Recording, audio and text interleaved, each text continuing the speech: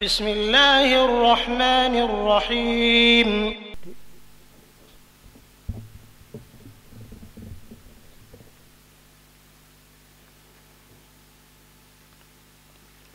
نحمده ونصلي ونسلم على سيدنا ومولانا محمد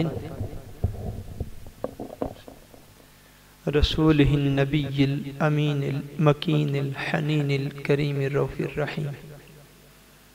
أما بعد، أعوذ بالله من الشيطان الرجيم.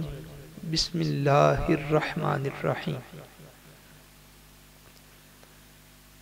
عن النعمان بن بشير رضي الله تعالى عنهما قال: سمعت النبي صلى الله عليه وآله وسلم يقول: الدعاء هو العبادة. ثم قرأ وقال: ربكم ادعوني أستجب لكم إن الذين يستكبرون عن عبادتي سيدخلون جهنم داخرين. صدق الله العظيم وصدق رسوله النبي الكريم. إن الله وملائكته يصلون على النبي يا أيها الذين آمنوا صلوا عليه وسلموا تسليما. اللهم صل على سيدنا ومولانا محمد وعلى آله وصحبه وبارك وسلم. الصلاة والسلام عليك يا رسول الله وعلى آلك وأصحابك يا حبيب الله. الصلاة والسلام عليك يا رسول الله وعلى آلك وأصحابك يا حبيب الله. اللہ تبارک و تعالی وحدہ لا شریک کا بے پایاں فضل و کرم اور احسان و انعام ہے کہ جس نے باعث تخلیق کائنات، رحمت للعالمین، شافع روز جزا حضور سیدنا محمد مصطفیٰ صلی اللہ علیہ وآلہ وسلم کے مبارک وسیلہ سے ہم سب کو دولت ایمان عطا فرمائی. اللہ تبارک و تعالی کما حقہ ہم اس دولت کی قدر کرنے کی توفیق عطا فرمائے. آمین. اللہ جل مجدہ کا بے پایاں شکر ہے، فضل ہے، کرم ہے کہ ہم نے الحمدللہ تعالی گزشتہ کئی ماہ سے مختلف موضوعات کو درمیان میں لاتے ہوئے بھی ہم نے نماز کے حوالے سے الحمدللہ ضروری مسائل جو ہیں ان کے اوپر قرآن و حدیث کی روشنی میں ڈسکس جو ہے وہ کیا ہے، تاکہ یہ بنیادی فریضہ جو ہے مسلمانوں کا، اس کے مسائل کو ہم سمجھ سکیں اور اس کی ادائیگی میں بعض اوقات اگر ہمیں کوئی غلطی لگ جائے تو اپنی غلطی کی اصلاح جو ہے وہ بھی ہم کر سکیں. آج کی گفتگو جو ہے وہ براہ راست نماز کے مسائل کے حوالے سے تو نہیں ہے، مگر وہ بھی یقیناً نماز سے متعلقہ جو ہے وہ ضرور ہے. آج کی گفتگو جو ہے وہ ہم اس معاملہ میں قرآن و حدیث کی روشنی میں بیان کریں گے کہ نماز کے بعد دعا کرنے کا ذکر، اور اگر آج ہو سکا یا اس سے نیکسٹ جو جمعۃ المبارک آئے گا اس میں نماز کے بعد جو ذکر ہم کرتے ہیں بلند آواز سے قرآن و حدیث کی روشنی میں، اس کا جو ذکر ہے اس کی اہمیت جو ہے وہ انشاءاللہ تبارک و تعالی بیان کی جائے گی. اللہ تبارک و تعالی کی بارگاہ میں دعا کرنا یہ وہ اعلیٰ اور افضل عمل ہے جو اللہ تبارک و تعالی کا انتہائی پسندیدہ اور محبوب عمل ہے. کہ بندہ جو ہے وہ سائل بن کر اللہ تبارک و تعالیٰ کی بارگاہ میں حاضر رہے اور اس کی بارگاہ اقدس سے ہمیشہ مانگتا رہے اور منگتا بن کر اس کی بارگاہ میں ہمیشہ بیٹھا رہے۔ یہ عمل اللہ تبارک و تعالیٰ کا بڑا محبوب عمل ہے۔ جب اس کی مخلوق ایسا عمل کرتی ہے، اس سے مانگتی ہے، اس کو اپنے تمام تر دکھوں میں اپنا حاجت روا اور مشکل کشا سمجھتی ہے اور اس کی بارگاہ میں دستے طلب اور دستے دعا جو ہے وہ دراز کرتی ہے، بلند کرتی ہے۔ یہ اللہ تبارک و تعالیٰ کو اپنی مخلوق کا یہ عمل بڑا پسند ہے۔ بدقسمتی کے ساتھ ہمارے ہاں مختلف اسباب کی بنا پر، مختلف وجوہات کی بنا پر ایسے اعمال جو اللہ تبارک و تعالیٰ کے انتہائی پسندیدہ اور اس کی بارگاہ میں قبولیت حاصل کرنے والے اعمال ہیں، ان پر بھی بدقسمتی کے ساتھ امت مسلمہ جو ہے وہ کوئی ایک رویہ اور کوئی ایک ریئیکٹ جو ہے وہ بعض اوقات نہیں رکھتی۔ ہمارے ہاں پہلے تو نہیں، لیکن اب ایسا ہونے لگا ہے کہ ہمارے کلچر میں بھی، یعنی پاکستانی کلچر میں بھی، کچھ لوگ نماز کے بعد جو ہے وہ دعا کرنے کو ضروری خیال نہیں کرتے، یا نماز کے بعد بلند آواز سے ذکر کرنے کو ضروری خیال نہیں کرتے، اور اس میں زیادہ پریشان کن صورتحال علمی طور پر اس وقت بنتی ہے کہ جب ایک تو ہے نہ کرنا اور دوسرا یہ ہے کہ اس سے لوگوں کو پھر منع کرنا، لوگوں کو منع کرنا کہ نماز کے بعد دعا نہیں کرنی چاہیے، معاذ اللہ ایسے موقعوں پر دعا نہیں کرنی چاہیے۔ اور بڑے افسوس کی بات ہے کہ زیادہ افسوس اس وقت ہوتا ہے کہ جب ہم دیکھتے ہیں کہ ہمارے وہ بھائی، وہ بیٹے، وہ نوجوان جو ایسے ماں باپ کی اولاد ہیں جو کہ دعائیں کرنے والے لوگ تھے اور دعائیں مانگنے والے لوگ تھے، اور ہمیشہ اللہ تبارک و تعالیٰ کی بارگاہ میں اپنے ہاتھ کو دراز کر کے بلند کر کے دعائیں مانگا کرتے تھے اور نماز کے بعد بھی دعائیں کیا کرتے تھے، ان کی اولادیں جو ہیں وہ بھی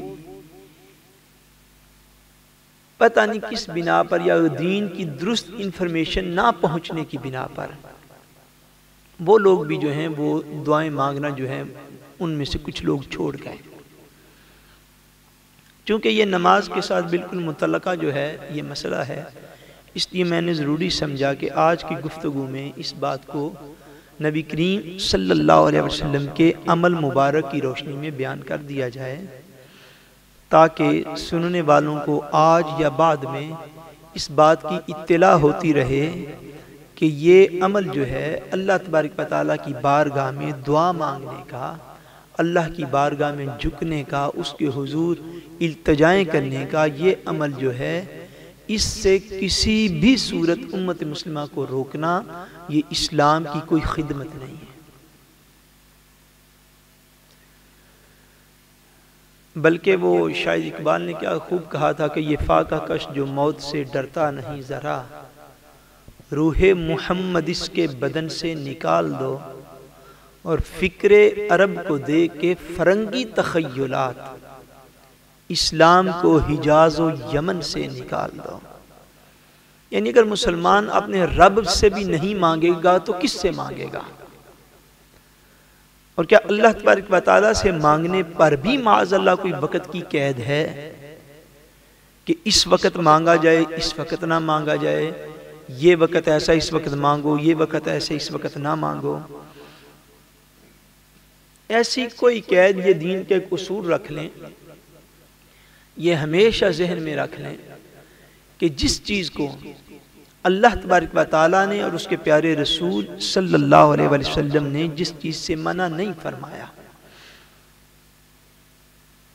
اس چیز سے کائنات کا کوئی بھی انسان آپ کو منع کرنے کا روادار نہیں ہوتا.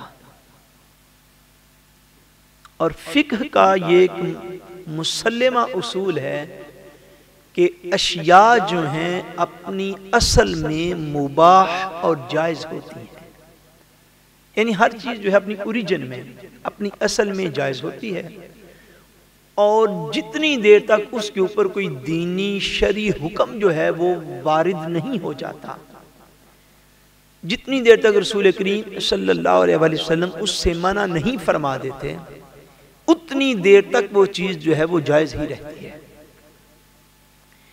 اور جس امر سے رسول کریم صلی اللہ علیہ وسلم نے منع نہیں فرمایا، وہ کوئی بھی معاملہ ہو آپ کی زندگی کا، وہ آپ کی سیاسی زندگی ہو، وہ آپ کی معاشی زندگی ہو، وہ آپ کی معاشرتی زندگی ہو، وہ آپ کی مذہبی زندگی ہو، وہ آپ کی اخلاقی اور سماجی زندگی ہو، یہ اصول آپ یاد رکھ لیں کہ اگر کوئی شخص آپ کو کوئی بھی کام کرنے سے اگر منع کرے کہ یہ کام نہ کرو معاذ اللہ یہ بدعت ہے، یہ کام نہ کرو یہ بدعت ہے، یہ کام نہ کرو یہ بدعت ہے، کسی بھی کام سے اگر کوئی شخص منع کرے، اور ان میں یہ کام جو ہے یہ بھی شامل ہے کہ اب لوگ جو ہے ایسا بھی کرتے ہیں کہ نماز کے بعد دعا کرنے سے بھی لوگوں کو منع کر دیتے ہیں معاذ اللہ. سو پہلا سوال جو آپ کی اس کے اوپر کرنے والا ہے وہ صرف یہ ہے کہ اس سے یہ پوچھا جائے کہ یہ منع تم کس سند کے ساتھ ہمیں منع کر رہے ہو؟ کیا اللہ اور اللہ کے رسول نے اس سے منع کیا ہے، یا 4 ماخذ ہیں دین کے؟ کتنے؟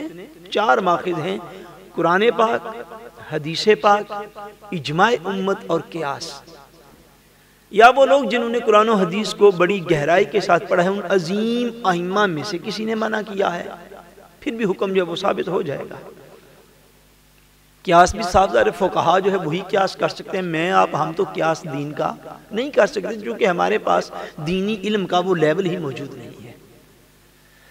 اس لیے اگر کوئی شخص ایسا ہو کہ آپ کو کسی کام سے منع کرتا ہے، فور ایگزامپل آج کل بڑا رواج ہے لوگوں کو میلاد شریف سے منع کرنے کا، یا کوئی بھی ایک ایسا کام ہے، اس کے اوپر جو کویسچن بنتا ہے وہ یہ ہے کہ آپ اس کام کو کس بنا پر منع کر رہے ہیں. اگر منع رسول کریم صلی اللہ علیہ وسلم کے قول، فعل یا عمل سے ثابت ہو پھر تو بالکل درست ہے، پھر تو منع ہونا چاہیے.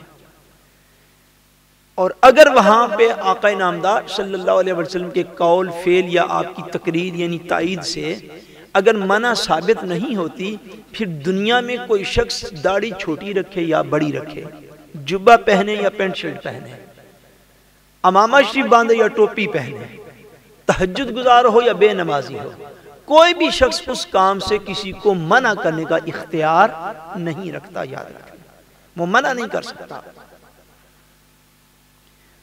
اور بڑی حیرانی کی بات اس موضوع پر یہ ہوتی ہے، بڑی حیرانی کی بات کہ ایسے اعمال کہ جن کے کرنے میں اللہ تبارک و تعالیٰ بھی خوش ہے، اس کا رسول بھی خوش ہے، اور ان اعمال کی طرف ترغیب دی گئی ہے کہ بندہ جو ہے وہ اللہ سے مانگے، ہر وقت مانگے، ہر وقت اس کو یاد رکھے، ہر وقت اس کی بارگاہ میں دعا کرتا رہے.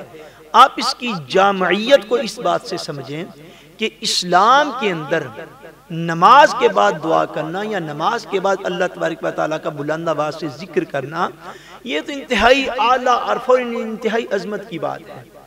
اسلام میں تو دعا کا کنسپٹ اتنا زبردست ہے، اتنا زبردست ہے کہ ہر موقع کی دعا آپ کو الگ الگ ملتی ہے. آپ اندازہ فرمائیں کہ جب آپ گھر سے نکلتے ہیں باہر، سو گھر سے باہر نکلنے کی بھی ایک دعا ہے. گھر میں دوبارہ داخل ہوتے ہیں، گھر میں داخل ہونے کی بھی دعا ہے. آپ کسی مسجد میں اسلامی عبادت گاہ میں جاتے ہیں، مسجد میں داخل ہونے کی دعا ہے. مسجد سے جب باہر نکلیں تو مسجد سے باہر نکلنے کی بھی الگ دعا ہے.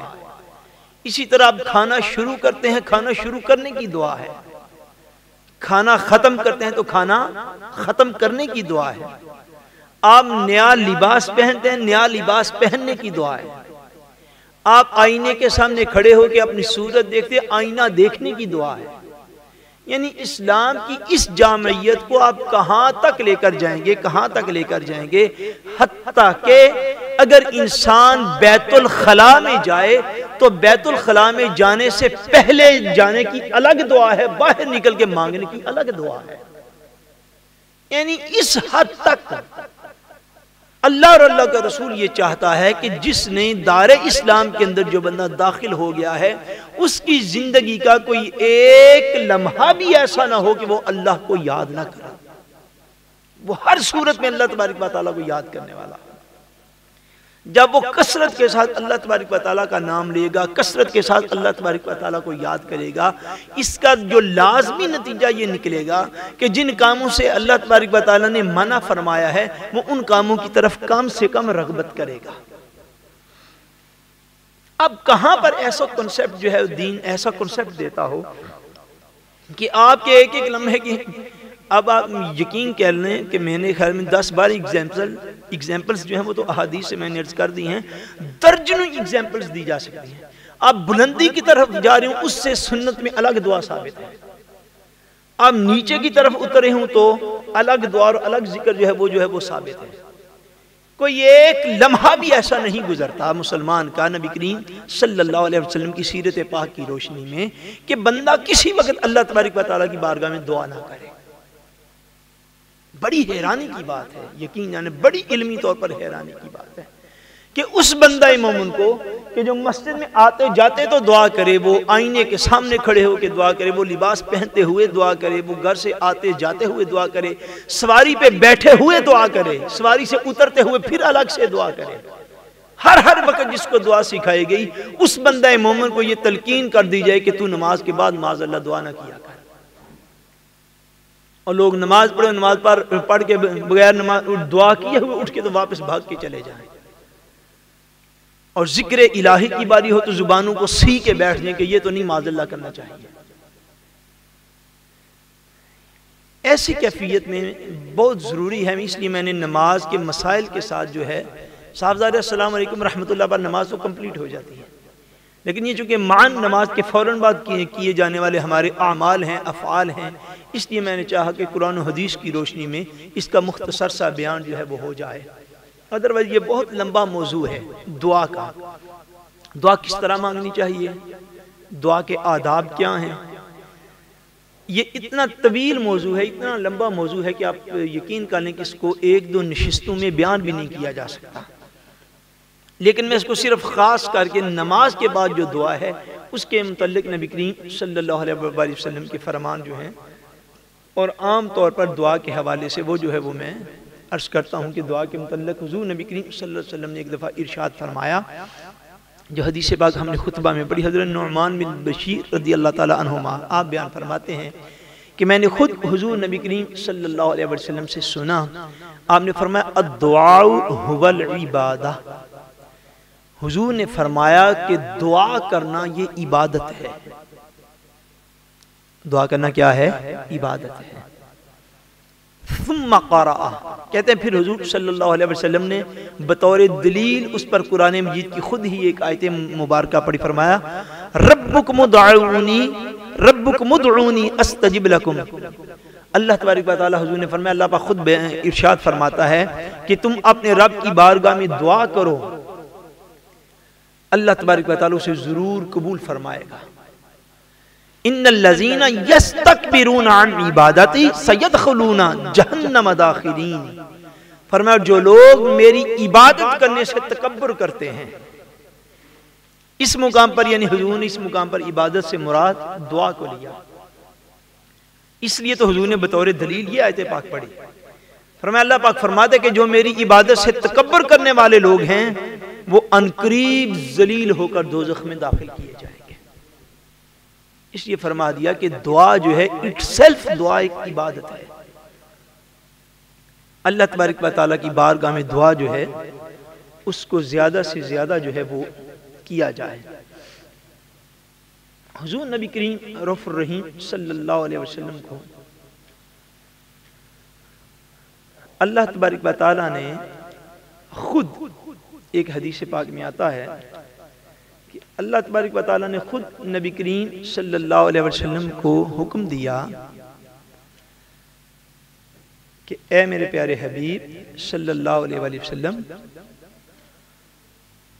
حدیث پاک میں اللہ تبارک و تعالیٰ کے پیارے رسول صلی اللہ علیہ وسلم ارشاد فرماتے ہیں، حضور فرماتے ہیں کہ ایک رات میں نے اپنے رب کو دیکھا.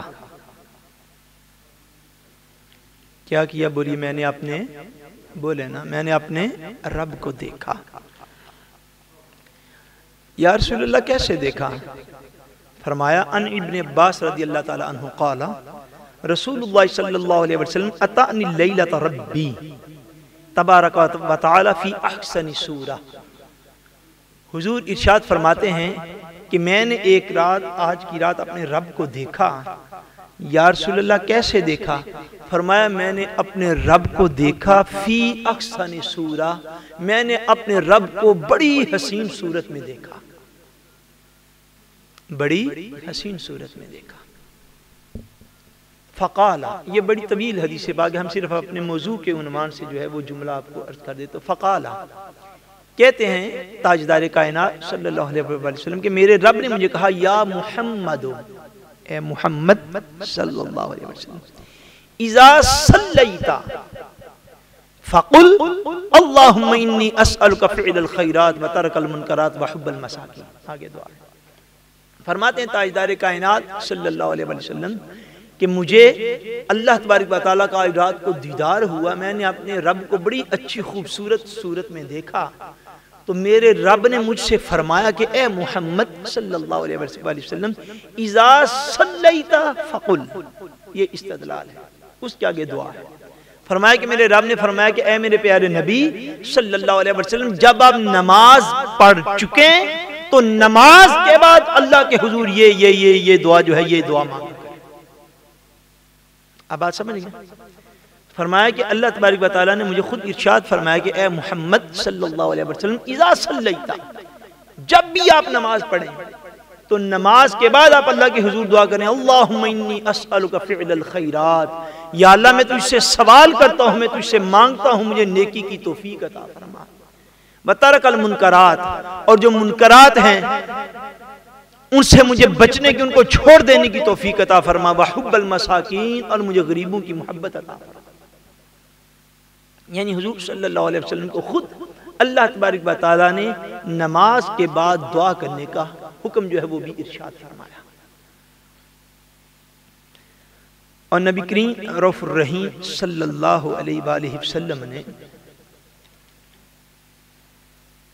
حضور صلی اللہ علیہ وسلم نے اس حکم کے اوپر کس طرح عمل فرمایا کہ ہمیشہ تاجدار کائنات صلی اللہ علیہ وسلم دعا جو ہے وہ ہر نماز کے بعد حضور صلی اللہ علیہ وسلم دعا کیا کرتے تھے. کبھی ایسا موقع نہیں ہوا کہ نبی کریم صلی اللہ علیہ وسلم نے اللہ تبارک و تعالیٰ کے حضور نماز ادا کی ہو اور نماز کے بعد نبی کریم صلی اللہ علیہ وسلم نے اللہ تبارک و تعالیٰ کے حضور دعا نہ مانگی ہو. حتیٰ کہ صحابہ کرام ارشاد فرماتے ہیں عن ابی امامہ رضی اللہ تعالی عنہ قال ما دنوت من نبیکم فی صلاة مکتوبة او تطوع الا سمعته یدعو بهؤلاء الکلمات الدعبات. حضرت ابی امامہ رضی اللہ تعالیٰ عنہ آپ روایت فرماتے ہیں کہ میں جب بھی حضور صلی اللہ علیہ وسلم کے ساتھ میں نے نماز پڑھی. کون سی نماز؟ وہ فرماتے ہیں فی صلاۃ مکتوبۃ، بے شک وہ نماز فرض تھی، او تطوع، یا وہ نماز نفل تھی، الا سمعتہ یدعو بہؤلاء کلمات الدعوات. آگے وہ الفاظ ہیں، وہ فرماتے ہیں کہ میں تاجدار کائنات کے ساتھ جب بھی نماز پڑھی، بے شک وہ فرض نماز تھی یا نفل نماز تھی، میں نے ہر نماز کے بعد حضور کو دعا مانگتے ہوئے پایا. ہر نماز کے بعد حضور کو دعا مانگتے ہوئے دیکھا. نبی کریم صلی اللہ علیہ وسلم ہر نماز کے بعد صحابی فرماتے ہیں بے شک وہ نفل نماز تھی یا فرض نماز تھی، جب بھی میں نے حضور کے ساتھ نماز ادا کی ہے تو دیکھا ہے کہ حضور نے نماز کے بعد حضور نے دعا ضرور مانگی، اپنے رب کی بارگاہ میں ضرور حضور نے التجا کی ہے. اور نبی کریم رؤوف الرحیم صلی اللہ علیہ وسلم نے یہ اتنی احادیث پاک ہیں، آپ یقین کر لیں کہ ان میں سے ویلگے کرنا اور چوز کرنا مشکل ہے کہ بندہ کون کون سی بیان کرے اور کون کون سی بیان نہ کرے، اتنی کثرت کے ساتھ احادیث پاک ہیں۔ اس لیے میں نے شروع میں عرض کیا کہ حیرانی ہوتی ہے اس بات پر کہ لوگ نماز کے بعد اور بالخصوص فرض نماز کے بعد دعا نہیں مانگتے ہیں، یا اگر مانگتے ہیں تو بے دلی اور بے رغبتی کے ساتھ مانگتے ہیں، اور بدقسمتی کے ساتھ ایسا ماحول بھی ڈیولپ ہونے چلا ہے کہ لوگ اب اللہ تبارک و تعالیٰ کے حضور دعا مانگنے سے بھی منع کرنے لگے۔ یہ بڑی بدقسمتی امت مسلمہ کی، اس سے بڑی بدقسمتی کوئی نہیں ہو سکتی کہ بندے کو اس کے مالک کے در پر بھی نہ بیٹھنے دیا جائے، اور اللہ تبارک و تعالیٰ کی بارگاہ سے بھی دعا کرنے سے منع کر دیا جائے، مختلف بہانوں سے، مختلف ہیلوں سے، مختلف طریقوں کے ساتھ۔ حضور نبی کریم صلی اللہ علیہ وسلم کی بارگاہ میں عرض کی گئی، ان ابی امامہ رضی اللہ تعالی عنہ۔ یہاں عبارت پڑھ دیتا ہوں کہ ہمارے جو بھائی غیر پاکستانی آتے ہیں اور عربی سمجھتے وہ بھی ساتھ متعلق ہو سکے، کیونکہ ان میں سے اکثر لوگ عام طور پر فرائض کے بعد بھی دعا نہیں اور چلے جاتے ہیں۔ حضرت ابی امامہ کہتے ہیں، قال قیل یا رسول اللہ، یا رسول اللہ ای الدعاء اسمع، کہتے ہیں میں نے حضور کی بارگاہ میں عرض کی، یا رسول اللہ صلی اللہ علیہ وآلہ وسلم، حضور کی بارگاہ سے پوچھا گیا کہ یا رسول اللہ وہ کون سا مقبولیت دعا کا وقت ہے کہ جس وقت دعا کی جائے تو وہ مقبول ہو جاتی ہے؟ قبولیت دعا کا وقت کون سا ہے؟ کہ اللہ تبارک و تعالیٰ کا تو واضح اعلان ہے، اللہ تبارک و تعالیٰ تو صبح و شام دن رات سوئے جاگے جس حالت میں بھی کوئی بندہ پکارے اس کی پکار کو سنتا ہے، لیکن اوقات کی برکات جو ہیں وہ علیحدہ علیحدہ ہوتی ہیں۔ بعض اوقات وقت کی برکت کی سبب سے دعا جلد قبول ہو جاتی ہے، بعض اوقات وقت کی برکت میں کمی، وقت کی برکت جو ہے اس میں کمی کی سبب سے دعا لیٹ جا کے قبول ہوتی ہے۔ صحابہ اکرام عرض کرتے ہیں، یا رسول اللہ، قیل یا رسول اللہ ای الدعاء اسمع، یا رسول اللہ دعا کی قبولیت کا وقت کون سا ہے؟ قالا جوف اللیل الاخر، فرماتے ہیں حضور نے فرمایا کہ پچھلی رات کو کی ہوئی دعا جلد قبول ہوتی ہے۔ کس وقت کی ہوئی بولیے؟ پچھلی رات کو دعا کی ہوئی، تہجد کے وقت کی دعا۔ فرمایا جب ساری دنیا خواب خرگوش کے مزے لے رہی ہوتی ہے، لوگ اپنے اپنے بستروں کو چھوڑنے کے لیے تیار نہیں ہوتے، جسم آرام مانگتا ہے، اس وقت جو شخص جسمانی آرام کو قربان کر کے اپنے مولا کی بارگاہ میں کھڑا ہو جاتا ہے، فرمایا جوف اللیل الاخر، جب رات کا آخری پہر آتا ہے اس وقت اٹھ کے کوئی مالک کو یاد کر کے اس کی دعا جلد قبول ہو جاتی ہے۔ یا رسول اللہ اور بھی کوئی موقع ہے؟ حضور صلی اللہ علیہ وسلم نے فرمایا، ہاں، وَدُبُرَ الصَّلَوَاتِ الْمَكْتُوبَاتِ، حضور ارشاد فرماتے ہیں کہ دو اوقات ایسے ہیں کہ جن میں دعا کی قبولیت جلد ہوتی ہے۔ یا رسول اللہ کون کون سے؟ فرمائے ایک تو رات کے پچھلے پہر کا وقت ہے، ایک تو رات کے آخری گزرتی جا رہی ہو شب، اس وقت جو بندہ اٹھ کے مالک کی بارگاہ میں دعا کرے اس وقت دعا جلد قبول ہوتی ہے۔ یا رسول اللہ دوسرا کون سا؟ فرمایا وَدُبُرَ الصَّلَوَاتِ الْمَكْتُوبَاتِ، اور فرض نمازوں کے بعد جو دعا کی جاتی ہے وہ دعا جلد قبول ہوتی ہے۔ آپ تو ذکر سے پہلے اٹھ کے بھاگا نہیں کریں گے نا، نماز یہاں پڑھیں یا کہیں بھی پڑھیں، حضور کا فرمان اور قیامت تک کے لیے ساری بات کہتی ہے۔ فرمایا کہ دعا کی قبولیت کے یہ دو زیادہ وقت ہیں کہ ایک تو تہجد کے وقت پچھلی رات کو جا کے دعا جلد قبول ہوتی ہے، اور دوسری فرمایا کہ فرض نمازوں کے بعد جو دعا کی جاتی ہے وہ دعا جلد قبول ہوتی ہے۔ فرض نمازوں کے بعد جو دعا کی جاتی ہے وہ دعا جلد قبول ہوتی ہے۔ افسوس امت مسلمہ میں نماز کے بعد بھی دعا مانگنے کا رجحان جو ہے وہ کمزور پڑتا جا رہا ہے یا کمزور کیا جا رہا ہے۔ اب نبی کریم رؤوف الرحیم صلی اللہ علیہ وسلم کی دعا مانگنے کا جو معمول مبارک تھا، اس حوالے سے بھی ایک بات جو ہے وہ عرض کیے دیتا ہوں کہ اب ایسا جو ماحول چونکہ ڈیولپ ہو رہا ہے، آپ کو مجھے ہر ایک کو نظر آ رہا ہے، سو اس لیے احادیث کی روشنی میں اس کو سمجھنا جو ہے وہ بڑا لازمی ہے۔ وہ یہ کہ دعا تو مانگی جائے مگر دعا کے لیے ہاتھ نہ اٹھائے جائے، ایسا ماحول بھی اب دستیاب ہے آپ کو، مذہبی ماحول، یعنی دعا تو مانگی جائے مگر دعا کے لیے ہاتھوں کو اٹھایا نہ جائے۔ اب اس بات کو بھی سمجھ لیں کہ نبی کریم صلی اللہ علیہ وسلم کا جو معمول مبارک ہے دعا مانگنے کا، وہ ہاتھوں کو اٹھا کر دعا مانگنے کا معمول ہے۔ کیسے حضور کا معمول ہے؟ ہاتھوں کو اٹھا کر دعا مانگنا۔ ہاتھوں کو اٹھایا اس لیے جاتا ہے کہ جو مانگنے والا ہو وہی ہاتھ ہمیشہ آگے پھیلاتا ہے۔ مانگنے والے کو چاہیے کہ وہ ہاتھوں کو آگے کرے، مانگے، جس کا دعا مانگی جاتی ہے۔ ایک دعا پڑھنا ہوتا ہے، ایک دعا مانگنا ہوتا ہے۔ ہم میں سے اکثر احباب ہم تو دعا پڑھتے بھی پوری ہیں۔ آپ پنجابی میں کر لیں، اردو میں کر لیں، انگلش میں کر لیں، عربی میں کر لیں، کرنی تو ہر ایک نے اپنی لینگویج میں ہے۔ عربی میں کرنا کوئی فرض یا واجب تو نہیں ہے، اگر کسی کو آتی ہو تو دی بیسٹ ہے۔ آپ نے اپنے رب سے مانگنی، جس زبان میں بھی مانگے۔ ہم جس زبان میں بھی مانگے ہم بے دلی کے ساتھ مانگنے والے لوگ ہیں، اور پھر اس کے اوپر بھی شکوہ ہے کہ ہمیں عطا کیوں نہیں کیا جاتا۔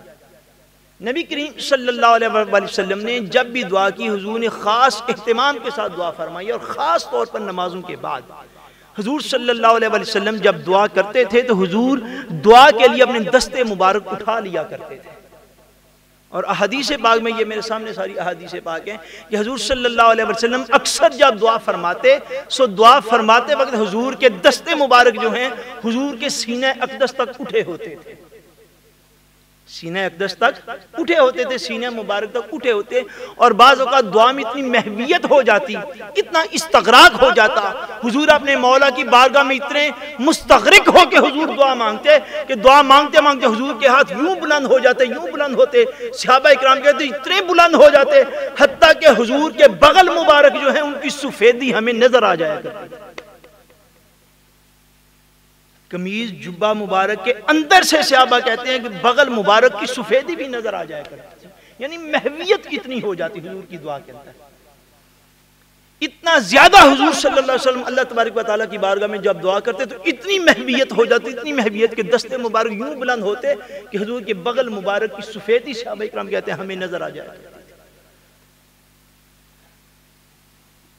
تاجدار کائنات صلی اللہ علیہ وسلم کی دعا مانگنے کا جو معمول ہے اس کے متعلق حضرت عمر فاروق رضی اللہ تعالیٰ عنہ روایت کرتے ہیں، عن عمر بن الخطاب رضی اللہ تعالیٰ عنہ قال کان رسول اللہ صلی اللہ علیہ وآلہ وسلم اذا رفع یدیہ فی الدعاء لم یحطہما حتی یمسح بہما وجہہ۔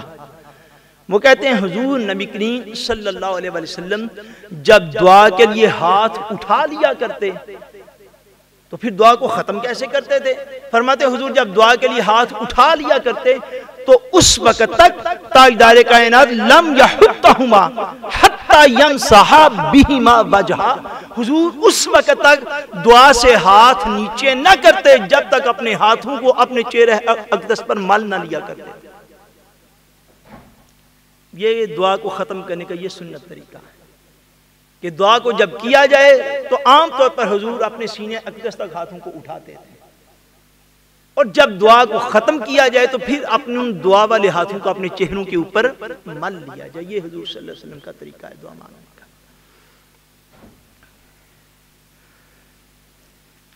ایک اور حدیث پاک میں صحابہ ارشاد فرماتے ہیں،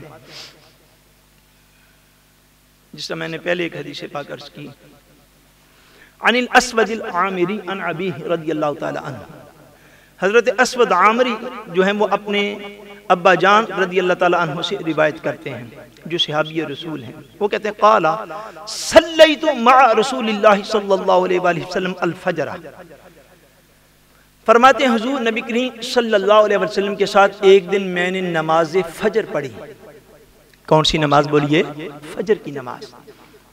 کہتے ہیں حضور کے ساتھ میں نے نماز فجر پڑھی، سلامہ، پس حضور نے جب نماز فجر سے سلام پھیرا، انحرف، حضور صلی اللہ علیہ وسلم نے اپنا رخ مبارک جو ہے وہ پھیر لیا، ایک طرف کو مڑ گئے، ورفع یدیہ، اور حضور صلی اللہ علیہ وسلم نے ورفع یدیہ ودعا، کہتے ہیں کہ حضور نے دعا کے لیے اپنے دونوں ہاتھوں کو اوپر اٹھا لیا۔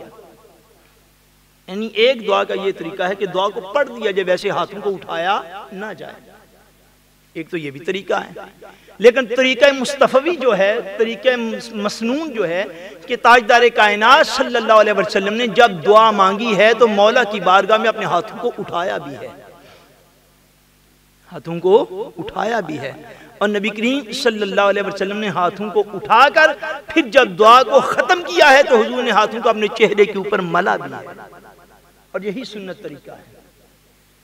اور اس سنت طریقے کو ہمیشہ امت مسلمہ کو قیامت کے آخری دن تک باقی رکھنے کی ضرورت ہے، اس لیے کہ سنت کو زندہ کرنے کا حکم ہے، سنت کو زندہ کرنے کا حکم ہے کہ سنت کو زندہ رکھا جائے قیامت تک کے لیے۔ نماز کے بعد میں نے عرض کیا دعا کا کرنا جو ہے یہ بڑی فضیلت کا باعث ہے، بڑی فضیلت کا باعث ہے۔ حضور نے مقبول اوقات کے اندر اس وقت کو بیان فرمایا ہے، لیکن مجموعی طور پر کوئی بھی مجلس دعا ہو، وہ کسی بھی وقت کی دعا ہو کہ مومنین اللہ تبارک و تعالیٰ کے حضور دعا کر رہے ہوں، وہ ایصال ثواب کی دعا ہو، وہ نماز کے بعد کی دعا ہو، کسی بھی وقت کی دعا ہو، جو لوگ اللہ کے حضور ہاتھوں کو اٹھائے بیٹھے ہوں ان کے اندر دوڑ کر، جلدی کر کے، ہمت کر کے، کوشش کر کے ان کے ساتھ شامل ہو جانا، یہ بھی سنت مصطفیٰ ہے۔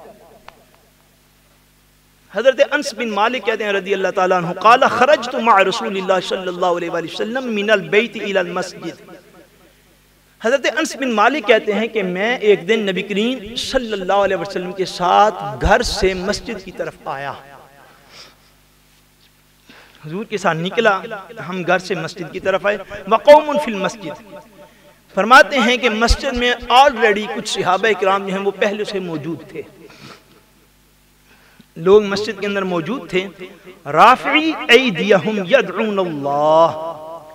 حضرت انس بن مالک کہتے ہیں کہ وہ لوگ کیا کر رہے تھے، مسجد میں بیٹھ کر اللہ تبارک و تعالیٰ کے حضور ہاتھوں کو بلند کر کے تو دعائیں کر رہے تھے، ہاتھوں کو بلند کر کے دعائیں کر رہے تھے۔ کہتے جب ہم نے یہ منظر دیکھا، میں حضور کے ساتھ تھا، حضور ابھی مسجد میں آ رہے تھے، لوگ پہلے سے بیٹھے دعائیں کر رہے تھے، فقال علی رسول اللہ صلی اللہ علیہ وسلم هل ترى ما ارى بأيدي القوم۔ کہتے ہیں حضور نے مجھ سے پوچھا کہ انس کیا تم دیکھ رہے ہو کہ یہ لوگ جو اللہ کے حضور دعائیں کر رہے ہیں ان لوگوں کے ہاتھوں میں کیا ہے؟ جو بندہ دعائیں کر رہے ہیں، دعاؤں کا ایک گروہ جو ہے وہ بیٹھا ہوا ہے، وہ اللہ پاک کی بارگاہ میں دعا کریں، حضور اوپر سے آ گیا، حضرت انس ساتھ ہیں، فرماتے ہیں اے انس کیا تم دیکھ رہے ہو کہ ان لوگوں کے ہاتھوں میں کیا ہے؟ حضرت انس عرض کرتے ہیں یا رسول اللہ ما تری فی ایدیہم، عرض کرتے ہیں یا رسول اللہ صلی اللہ علیہ وسلم مجھے تو نہیں کچھ نظر آ رہا کہ ان کے ہاتھوں میں کیا ہے۔ وہ باطن کے پردے چاک کرنے والے مصطفیٰ حضور نے فرمایا فقال نور، فرمایا یہ لوگ جو اللہ کی بارگاہ میں دعائیں کر رہے ہیں انس تمہیں تو نظر نہیں آتا، میں پردے غیب کو چاک کر کے کشف کر کے تمہیں بتا رہا ہوں کہ ان کے ہاتھوں سے آسمانوں سے نور اتر رہا جو ان کے ہاتھوں میں ہے۔ قلت ادعو اللہ ان یرینی، حضرت انس کہتے ہیں کہ میں نے حضور صلی اللہ علیہ وسلم کی بارگاہ میں دعا کی کہ یا رسول اللہ آپ دعا فرمائیں مجھے بھی وہ نور نظر آ جائے، مجھے بھی وہ نور نظر آ جائے۔ قال فدعا، کہتے ہیں حضور نے اسی وقت میرے لیے دعا کر دی کہ یا اللہ جو مجھے نظر آ رہے انس کو بھی نظر آ جائے۔ حضرت انس کہتے ہیں فرأیت، بس میں نے بھی آسمانوں سے اترتا ہوا وہ نور دیکھ لیا کہ لوگ اللہ کی بارگاہ میں مانگ رہے ہیں، التجائیں کر رہے ہیں، دعائیں کر رہے ہیں۔ حضور نے فرمایا انس کیا تمہیں پتہ ہے آسمانوں سے کیا اتر رہا ہے؟ یا رسول اللہ مجھے تو کچھ نہیں نظر آ رہا۔ فرمایا آسمانوں سے نور اتر رہا ہے۔ عرض کی یا رسول اللہ دعا کریں مجھے بھی نظر آ جائے۔ کہتے ہیں حضور نے اسی وقت دعا کر دی، اسی وقت قبولیت ہوگی۔ فرائیت، پس میں نے بھی اس نور کو دیکھ لیا۔ فقال یا انس استعجل بنا حتی نشرق القوم فاسرعت مع نبی اللہ صلی اللہ علیہ وسلم فرفعنا ایدینا۔ وہ کہتے ہیں حضور صلی اللہ علیہ وسلم نے مجھے فرمایا کہ انس جلدی کرو، استعجل بنا، انس جلدی کرو، جلدی کرو کہ ہم جلدی ان لوگوں کے ساتھ پہنچ جائیں جو اللہ تعالیٰ کی بارگاہ میں دعا کر رہے ہیں۔ انس جلدی کرو۔ فاسرعت مع نبی صلی اللہ علیہ وسلم، کہتے ہیں میں بھی حضور کے ساتھ جلدی جلدی قدم اٹھاتا ہوا اس اجتماع میں پہنچ گیا، لوگ ابھی اللہ تبارک و تعالیٰ کے حضور دعائیں کر رہے تھے۔ فرفعنا ایدینا، بس میں نے بھی اور مصطفیٰ کریم نے بھی اپنے ہاتھوں کو کھڑا کر دیا۔ اللہ کی بارگاہ میں ہم نے بھی اپنے ہاتھوں کو اٹھا لیا۔ سو اس بات کو یاد رکھیں، کبھی بھی کسی اس قسم کی فرقہ واریت میں مبتلا نہ ہوں۔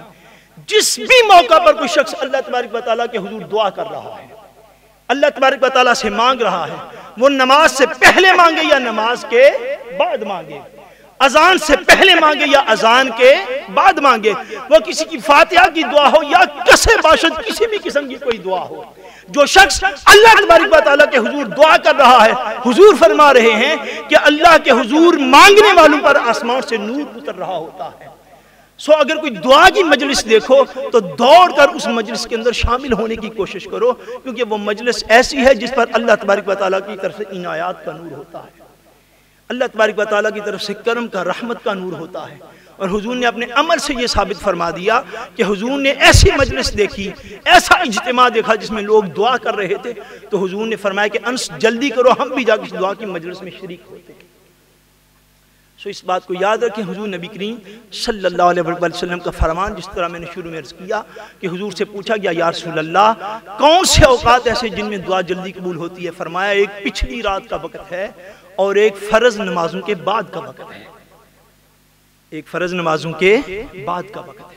اس لیے جب نماز پڑھی جائے تو کوشش کریں کہ اگر کوئی ایسی مجبوری ظاہراً نہ ہو تو پھر دعا کو مت ترک کریں، کیونکہ مانگنے والے جتنے ہوں عطا کرنے والے اتنی خوشی سے عطا کرتے ہیں۔